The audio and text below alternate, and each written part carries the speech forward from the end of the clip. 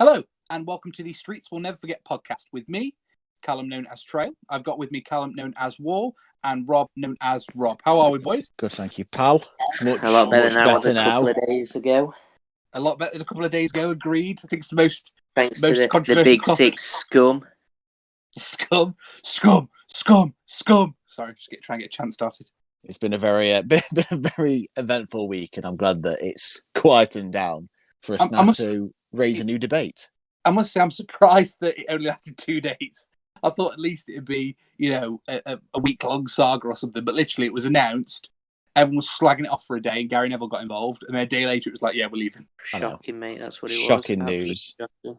However, it's now been dissolved, and obviously Rotherham losing last night.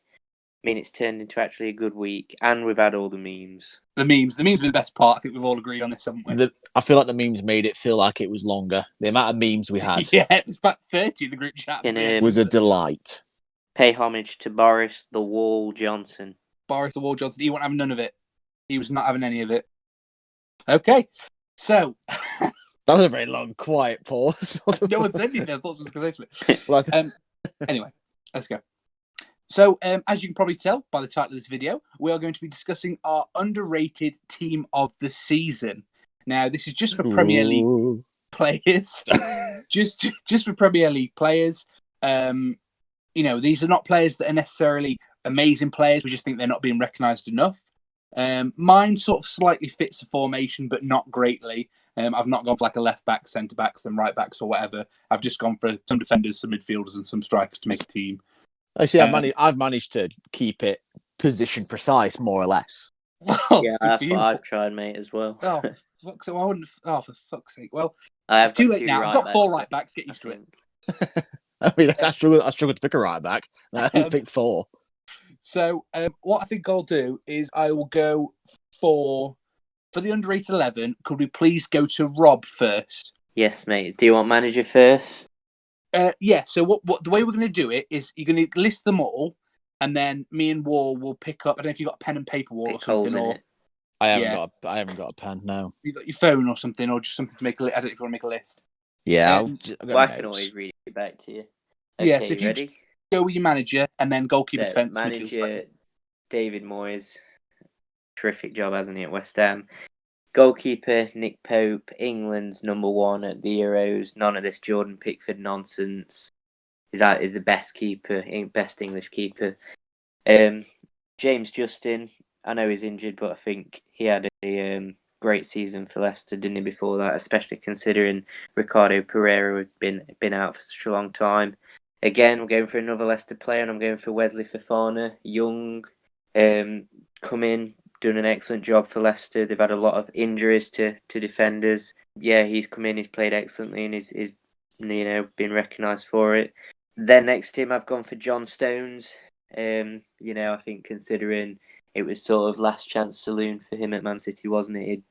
Mistake after mistake after mistake. It looked like Guardiola genuinely didn't fancy him anymore.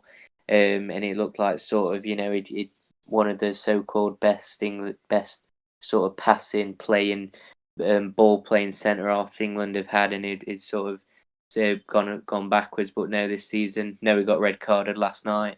But this season been immense. So fair play to him. He's turned his career right around. And then next to him, I've gone for West Ham's Kufau. Won't lie to you, I'd never heard of him. But every time I watch West Ham, or I've seen West Ham, I can't lie, I've not seen them too much this season, but he just looks a great player. Looks especially dominant in the air, so going forward and defending, he looks like he's got a bit of pace about him, and he looks like a decent fullback. Then I've gone for midfield. I've gone for Souček.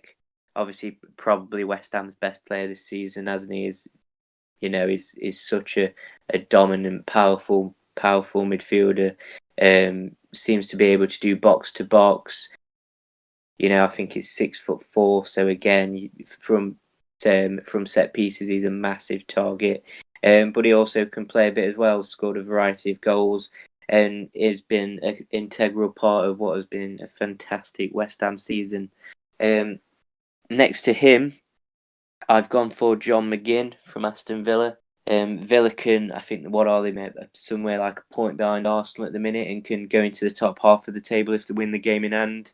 Obviously, Grealish has been injured for a while, but in terms of obviously Villa, considering they only stayed up on the final day of last season, it's been a remarkable sort of second season for them. They've established themselves, and at one point they looked like they were going to be challenging for Europe. And just in terms of midfield, he's been Mr. Consistent. He's always played relatively well. And then I've gone for sort of wings. I've gone for Pedro Neto from Wolves. I think Wolves have struggled, haven't they, this season? They struggled for goals. Obviously, that terrible injury to Raul Jimenez and sort of Adama Traore's not really been at it. I think he's got 1 goal all season, hasn't he? Yeah. So in terms of Wolves, the bright spot for them has been Neto. He's been tricky.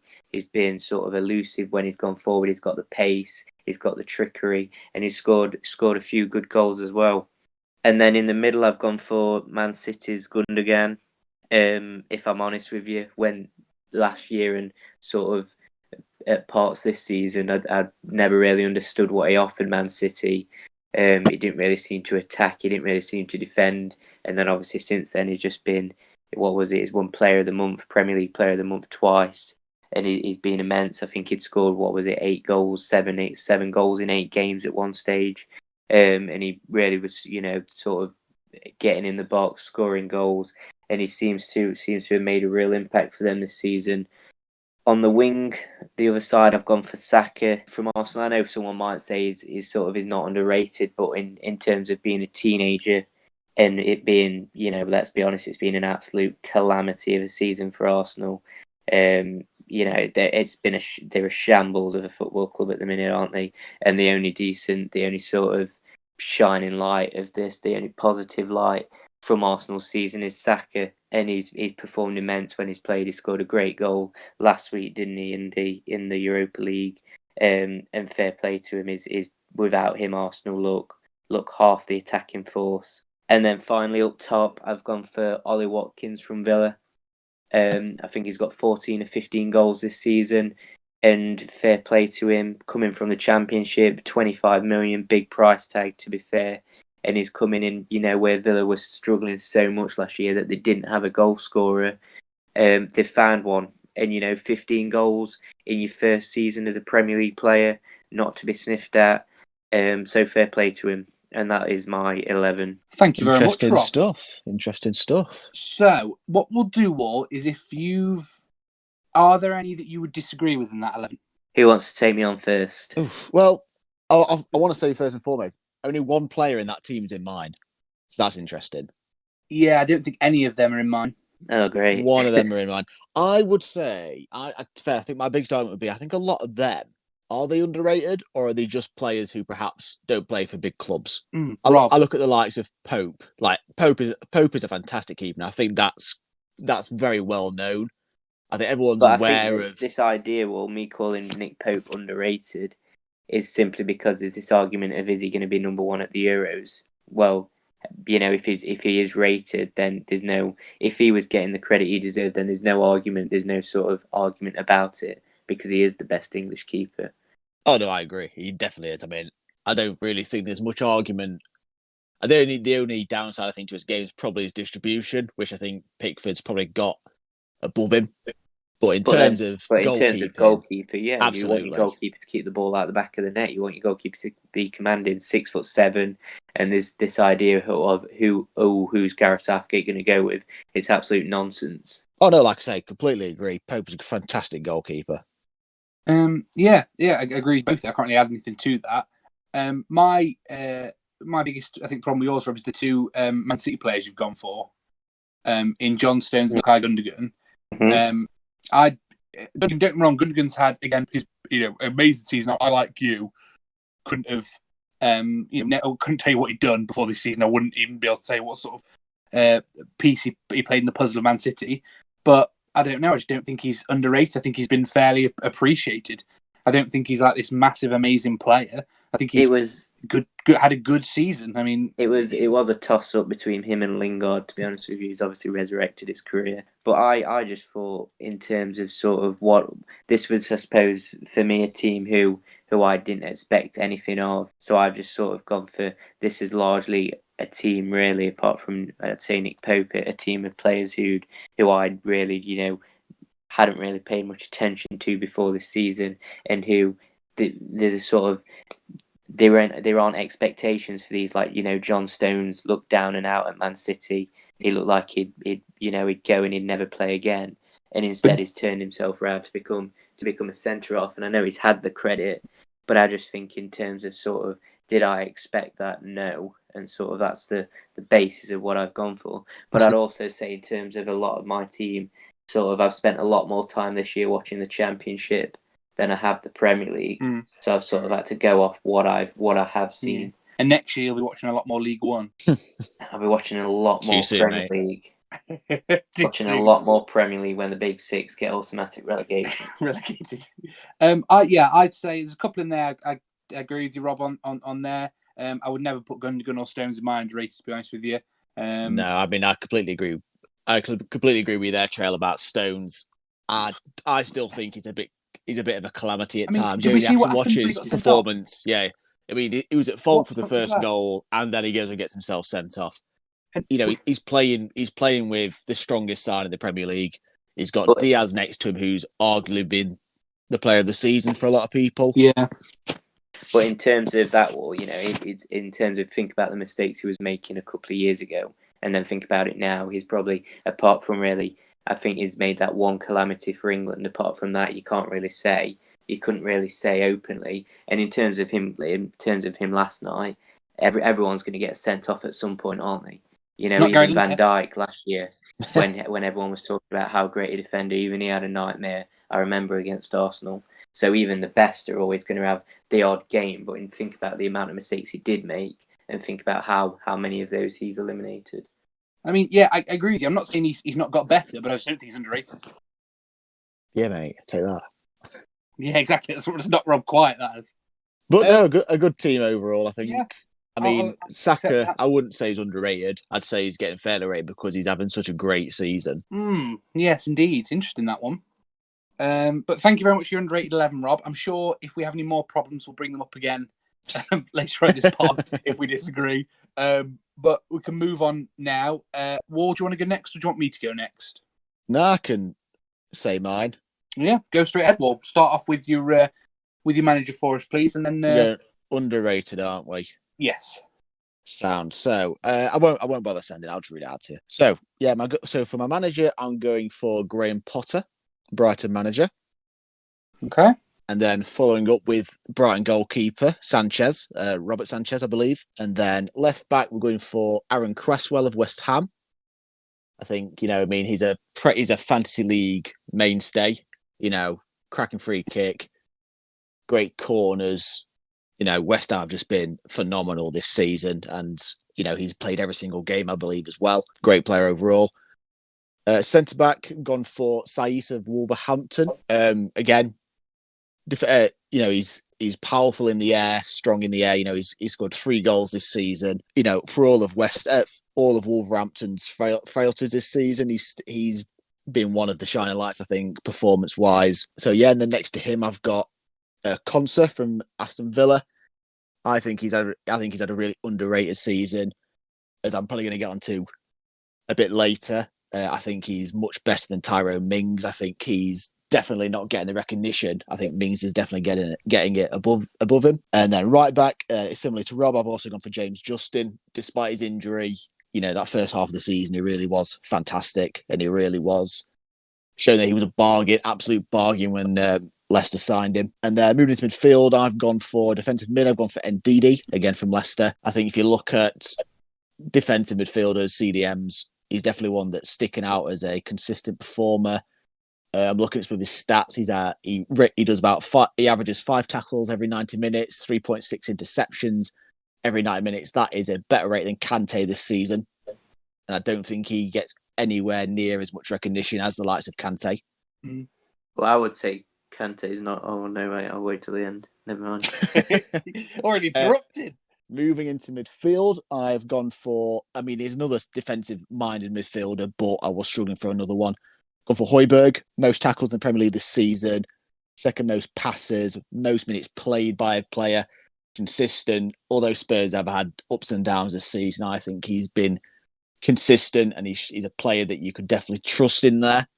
Although he's not flashy and he's not going to get you goals, almost like a Scott Parker role, if you will.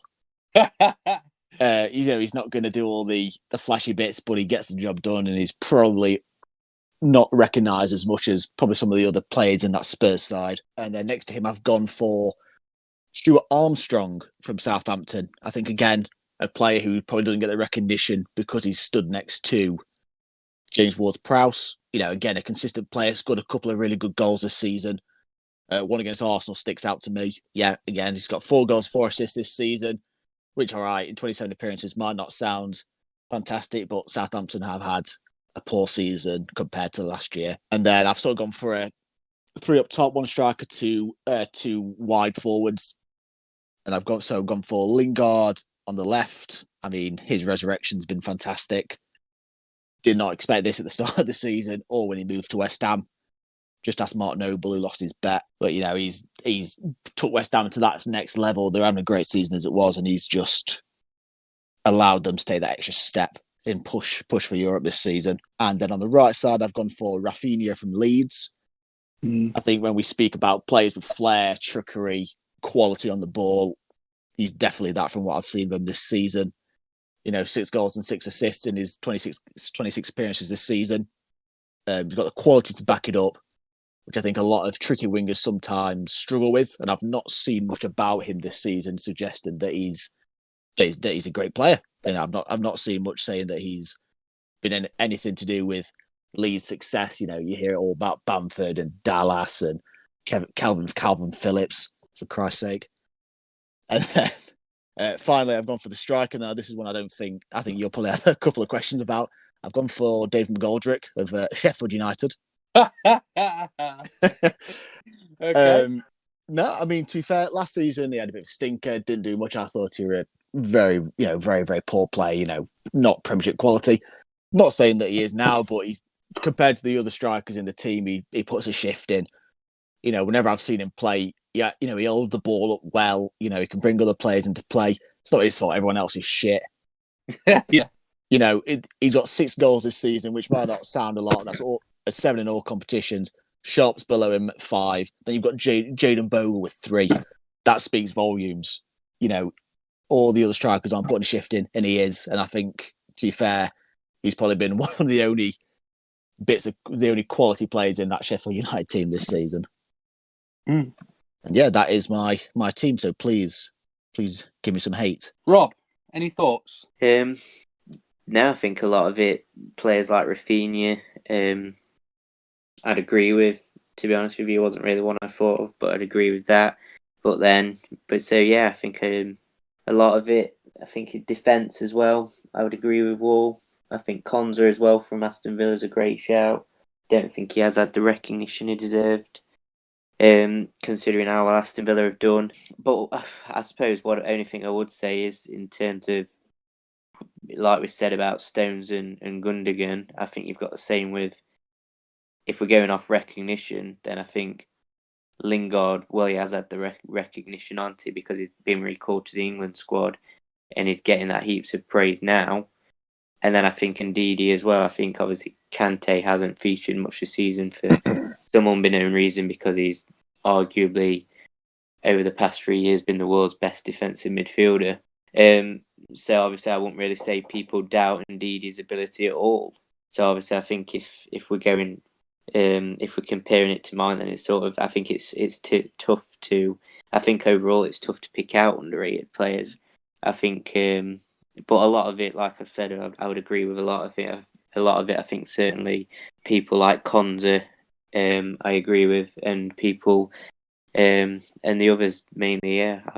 I couldn't argue too much with Wolves, to be fair. Obviously, striker, can't really say. McGoldrick, don't really agree with that, obviously, because Sheffield United are going down with 14 points. But no, it's a tough decision overall. I think it's tough to make these decisions, so I wouldn't have too many complaints. Well, there we go. I'm very happy with that. That's where Trell comes in. Do you want to know my biggest problem with this team? Go on. Graham Potter. Graham Potter, yeah. Sorry, so you manage a team that's 16th? Yeah. But probably arguably one of the most boring teams in the league. And you think he's underrated? See, I would not agree with that. I think Brighton play good football at times. Good football at times. Yeah, I think for a team where they are, and with the players that they have at their disposal, Graham Potter tries and gets them to play exciting football. Now, it doesn't work all the time. Tries is the important word there, and it was. Yeah, but it doesn't work all the time. But, so Sanchez was my goalkeeper. I didn't say this while I was saying the team because I forgot to throw it out there. He's only conceded 18 goals in 21 appearances, 9 clean sheets. That's good. Now, Brighton have beaten Liverpool this season. They only lost 1-0 to Man City at the Etihad. They drew with Chelsea only a couple of days ago. They realistically should have drew with Manchester United 2-2. They've got there's a team there that work hard and get results at times when they need to, and they're going to stay up. And I just think he doesn't get the recognition he deserves, probably because he's not a big name manager. The only thing I would say about that is sort of I disagree with you, Trell. I don't think Brighton are boring. I've seen them a couple of times this season, and they always try and give it a good go and go toe to toe with teams. But in terms of the only thing I would say about that is obviously they sacked Chris Hughton, didn't they? And in terms of him being an underrated manager, are they any better off now than they were under Chris Hughton? Not really. So I'm in terms of the managers that have been in the league this season, I would agree with Wall that he's done a good job. You know, Brighton's aim is to keep them in the Premier League, and if you keep them in there, then it's considered a good job. But for me, is he underrated? I wouldn't say so, because I think if he was underrated, Brighton would have finished a bit higher. Yeah, fair enough. I just think that shocked me of all the managers you could have gone for this season, and for me, there's a few. One of which I think Rob's perfectly told us, David Moyes. I mean, David Moyes has done a great job. That's not. And I think Dean Smith's another one. That. Again, I think I'm just surprised with Graham Potter, but it's your team, Wall. You can be as wrong as you want. Well, Dean Smith's just throwing a lot of money around. That's probably why I didn't go for him. Dave McGoldrick. I watched them play the other night, and I have to agree with you on that one. He definitely seemed to be the only player that was really putting in any effort in that match. Really trying to get forward. I don't think he's got the either quality or the team that actually want to play around him. I don't know what's happened to them. But I probably agree with you on that.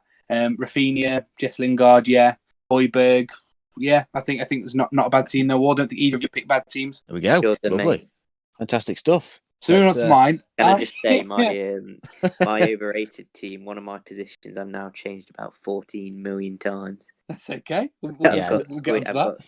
Squiggle after squiggle after squiggle. I feel like overrated is definitely going to cause a bit more debate than these ones. Let's be honest. Well, I think I've probably been a bit fucking biased by underrated team now, but God, we'll go with it. So, for my manager, underrated, I've gone for Mikel Arteta.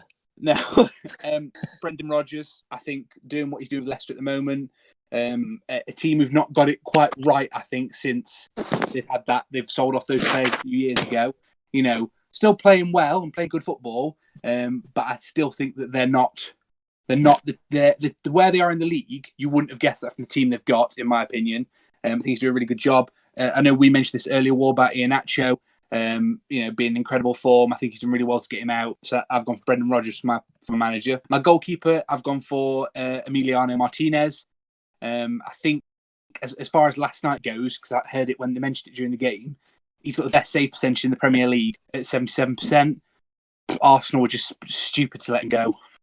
I could talk about that for ages, but I think Martinez has been a fantastic goalkeeper. Not always on top form, but when he is, arguably one of the best in the league. For defensive, like I said, obviously I've done my defence a bit different. I've gone for Arsenal's own Kieran Tierney, my underrated team of the season. Oh, Jesus Christ. Mainly because... Finish, Wall. Let him finish. Sorry, I couldn't help myself there. I think Arsenal have had, we can't argue, an atrocious season, a dreadful season with some really horrible performances, horrible players. Manager's not the best manager. but I think he's probably one of the only players who's really, he's put so much effort into that team, so much spark into that team. They'd be even lower if he wasn't in that team. Since he's been injured, you can tell the difference. They're just an even worse team than they were before. And I think he gets forward, he creates chances, he grabs the game by the scruff of the neck. He shows great, tenacity. I love the word tenacity. I think he's just been really good. And then on right back, I've also gone for another Arsenal player, which this one again may cause a bit of disagreement with you, but is Cedric Soares. He's been playing for Arsenal, not an awful lot this season, but when he's played, he's been one of our best players. And again, I'm talking about in a team that have been awful. He's come in, covered for Bellerin, who at some points a few years ago was probably one of our best players. Bellerin obviously has not been that this season, but he creates chances, he gets forward, he brings life into the team. It's just a different team for Arsenal. Like I said, I do watch them every week, so again, I might be biased with that, but for me, he's just been incredible for us. This one, again, I've gone for another player here who plays different positions, but I've put him defensive here, maybe wrongly so for this season. But it's Stuart Dallas. Watching him play, he contributes so much to that team. He's all around the pitch. He's putting in effort. He's showing up when it matters. And I think, in a team that what I would call a half and half team this season with Leeds, as not knowing what's going on with them, I think he's done really well. I've gone for Luca Dean of Everton next. I think, again, doesn't get the recognition he deserves. He's had more assists than Andrew Robertson this season, with 9 less games than him. He's had more interceptions than him, more tackles than him. He's had less errors than him. I compared him to Robson just because of Everton Liverpool. And I think he just, again, is another player who does get involved, puts it all on for his team, doesn't always stand out in the team, but I think he's really consistent and underrated. Moving into midfield, again, another Arsenal player, but this is my last one of this team, so I've not gone for a full Arsenal team. How have all your defenders Arsenal players? There's 2 of them are. My centre-backs were Martin Odegaard for Arsenal. If either of you have seen him play, I can't see how you can argue with me on this.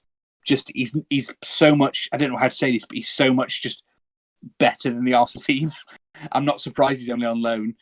He's just it's like I said about Tierney, to be fair, the poor season would have been even worse without him.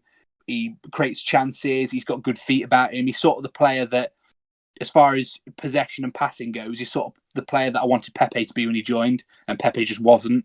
So that's what I've gone for Odegaard. Next is Eriche Eze, Crystal Palace, again, a team that could hit and miss.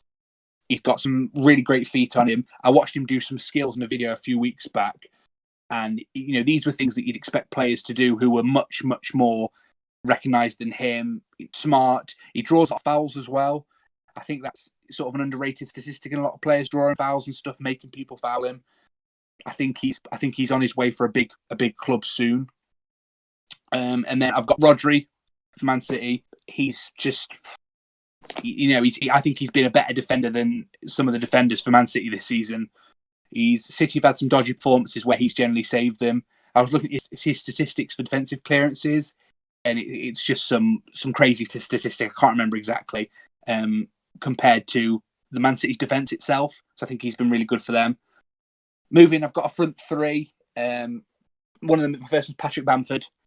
I know he's been getting recognition this season as a good player, but I think still, again, it's not enough. He scored 14 goals in the league, and only one of them's been a penalty, which for a lot of the top players at the top of the goal-scoring leagues have got a lot of penalties about them. Salah, Bruno Fernandes, etc. I think Bruno Fernandes scored 8 penalties this season. Salah about 6. And that's, he's only scored 1, but he's still scoring lots of goals. And again, for a Leeds team that can be hit and miss every week, I never know what I'm going to get from Leeds. He's got more assists. Again, I compared him to a team that sort of were doing a bit better than, I suppose, in Everton. He's got same goals. He's got more shots than Calvert-Lewin has. He's got 7 assists. Calvert-Lewin's got no assists this season. And again, it can't be forgotten that he's come up with a team like Leeds that have just come up recently. So again, that's Bamford. Jesse Lingard, I think we can't underrate the fact that he's come into West Ham team after not playing at Manchester United. You could say, well, he was a Man U player that came to West Ham. He wasn't really playing for Man United, and he's just come on absolutely blown up onto the scene. He's got 12 goal contributions in 10 games.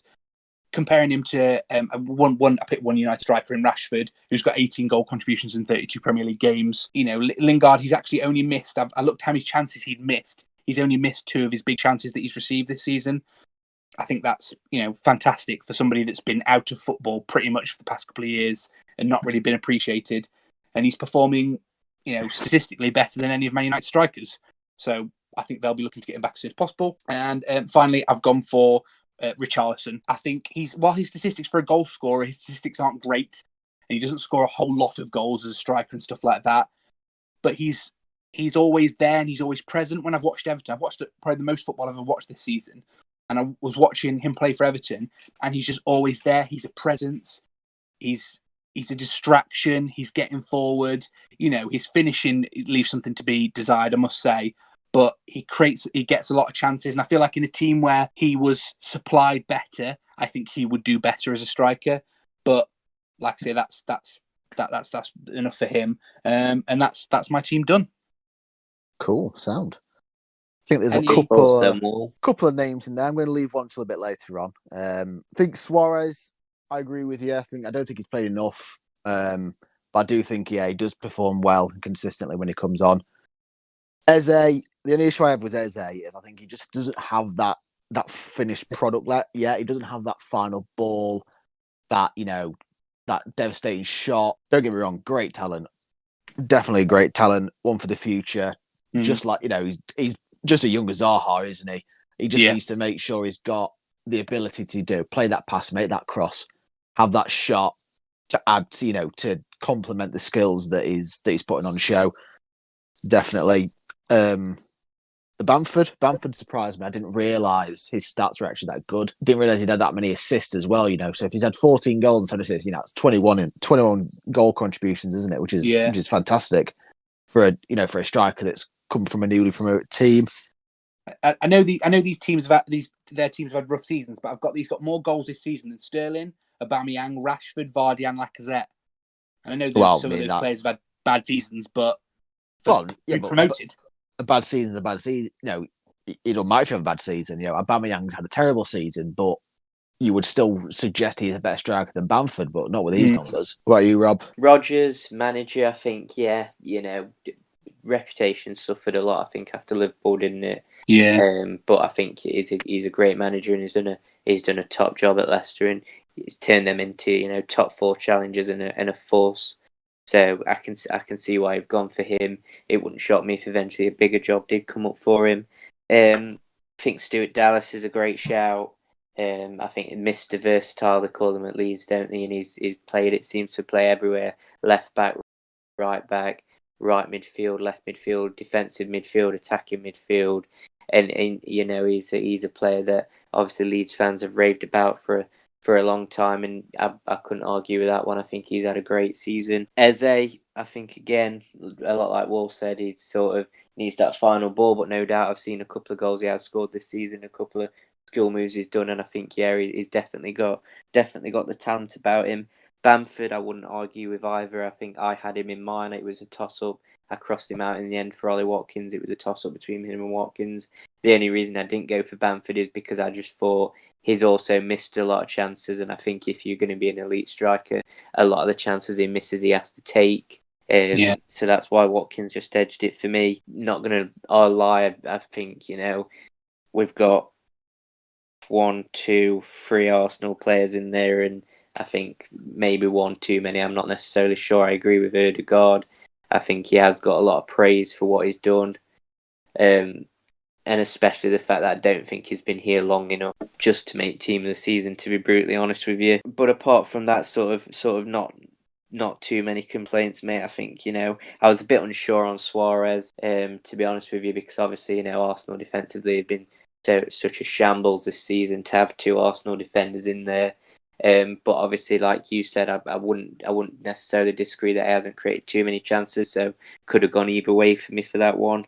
But yeah, generally, mate, it's a team sort of I'd be happy with. Excellent, thank you very much.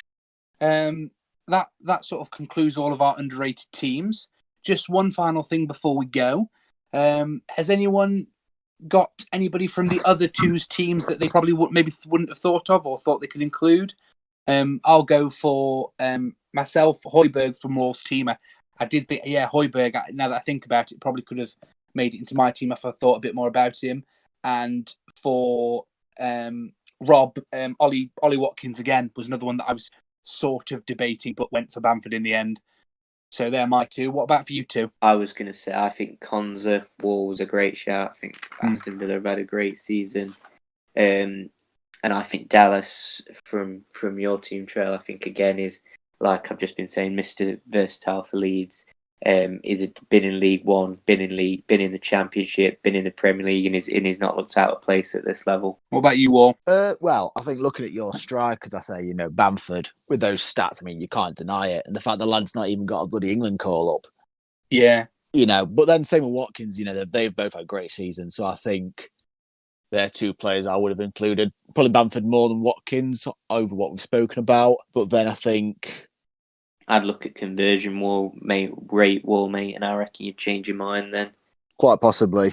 Maybe I could just include them both as strikers and then take Ndidi out, take me old in mid out, play an attacking formation, Rafinha and Lingard on the wings. Rafinha, yeah, that'd be incredible team. Them two lads up front. I'm going to go with that. You've changed my formation. That's how strongly I feel. Well, thank you very much, both for joining me, boys. It's been a pleasure. I think overrated may cause a few more arguments than underrated has. I'm ready for this. That's for the second part. So, thank you both very much for joining me. And let us know in the comments below, everyone, if you've got any players you think are underrated this season that maybe we've missed out.